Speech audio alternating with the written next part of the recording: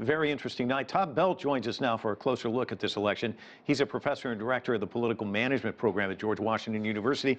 Let me ask you this same question, Todd. You saw 3 million votes before, actually, today when people went to the polls, before the polls even opened today. The people who went to the polls, though, had different information. Of course, this phone call from the president with Georgia's Secretary of State. There's this old 11th commandment from Ronald Reagan, which was thou shalt not speak ill of a fellow Republican. We're seeing a lot of that in Georgia. Is that going to have any kind of impact, do you think?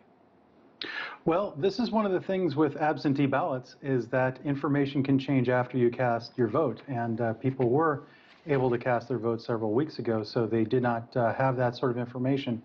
But in the very partisan world we're in right now, I'm not sure too many votes were changed or too many people were inspired to get out who weren't going to get out already.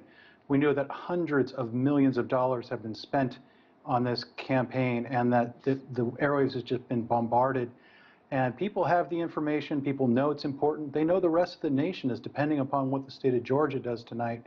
And I think that everybody who is going to vote has probably already decided who they're going to vote for and to vote at all. And Todd, let me ask you about strategy, because you really have two sets of senators kind of running as teams. They each have a different approach. The Democrats have this local approach. We're going to do this and that for the Georgia voters. We'll get to those $2,000 checks. The Republicans have a more national approach, saying we're going to be the bulwark against this radical socialist agenda, as they describe it.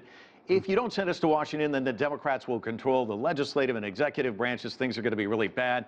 Give us your take on these competing strategies. Which one has the better strategy, or are they both effective? Well, I'd have to say that this is going to be a really good test of that. The old adage that all politics is local, Tip O'Neill's adage, that's what the Democrats are doing. They're really trying to get back to talking to people directly. This is one of the missteps they made during the general election is they weren't doing the door-to-door, they weren't talking to people, they weren't talking about the pocketbook issues as much as just getting rid of Donald Trump. And we see the Republicans talking more about the national issues. And we know survey data has told us that people really do care more about the national issues these days. But, when it comes down to, whether or not you have money in your pocket, there are a lot of people hurting in this country, and certainly people are worried about their health and welfare. That can be very important too, and we've seen the parties take different positions on the stimulus and the relief that will go to people.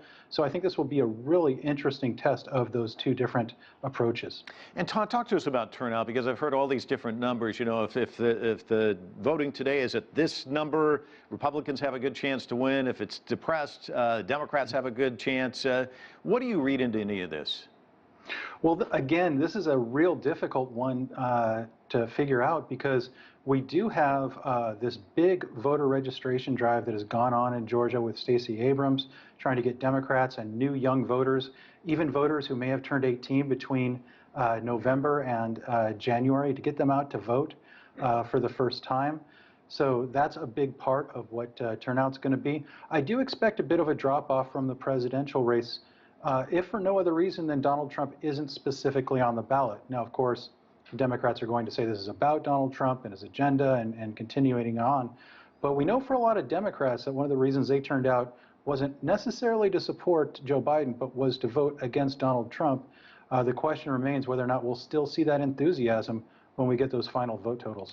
And I think Republicans and Democrats don't agree on much, but they all agree they don't like these excruciating waits for results. What will we see as far as an outcome? Many are saying it's not going to happen tonight. Is this going to drag on like November, do you think?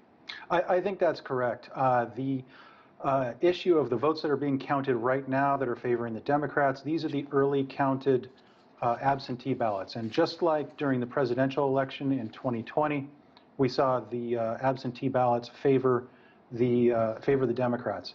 As the night goes on tonight, we will probably see a big red shift towards Ossoff and Loeffler, because those are people who voted today. And then as more and more of those absentee ballots get processed, they take a lot longer to process because of the signature matching and everything that has to go on with the processing of those ballots, rather than the ballots that are cast today, which are instantaneously processed on the machines. Then we'll probably see another blue shift over a couple days.